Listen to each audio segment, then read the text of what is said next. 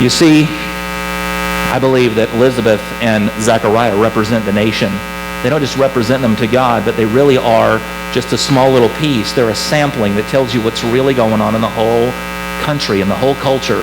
And God chooses to answer a prayer that's going to be the answer for the whole nation.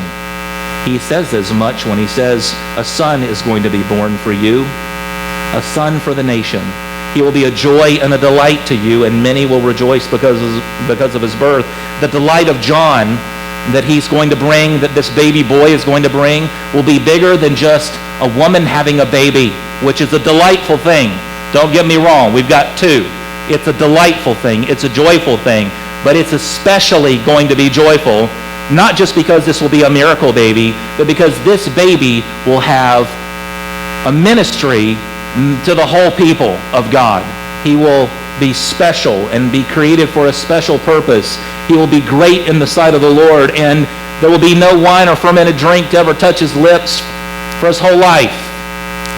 In the Old Testament, there's a infamous pair of brothers, Nadab and Abihu, who were famous for getting drunk and then going into the temple and ministering before the Lord. And so they did what you would expect drunks to do, anywhere. They get out of hand with God's people. They steal things. They don't watch what their hands are doing when people come in there, and they gain a reputation as being drunks in the temple of the Lord, and God struck them dead because they offered strange fire. We have no idea what that strange fire was, what it looked like. All we know was unauthorized. And so priests, you hear the adage all the time, are you sober? Sober as a judge. Let me tell you where the real adage should be, sober as a priest. You know why? Is because if you ever stand in the special presence of God, let me just tell you, it sobers you. And if you try to war against that, God will take you out. Okay? So priests stood in the presence of God, and it was to be a mark on John the Baptist that from his earliest days, he was not to be filled with those kinds of spirits, but an entirely different kind of spirit, the Holy Spirit.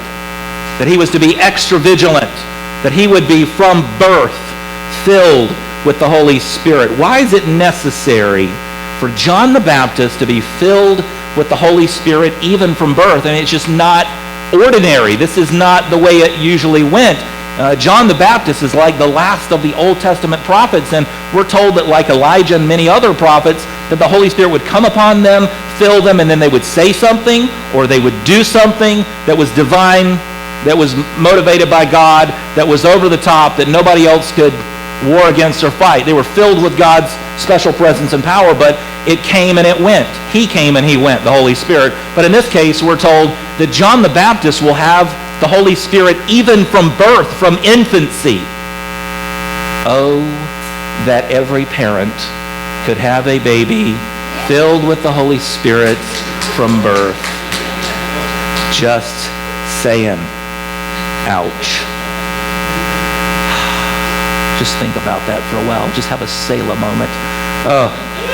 John the Baptist, being filled with the Holy Spirit from birth, signifies to us that his ministry is authorized, and it begins even while he's still in the womb, because we know in a little while Mary, who's pregnant with Jesus, is going to come see her cousin Elizabeth, and John the Baptist is going to leap for joy in her womb. There's no other explanation for that other than this is the Holy Spirit motivating this child beyond capacity, beyond his experience, beyond any ability to see or hear or know or anything. He's inside his mother's womb, and still he knows God is here.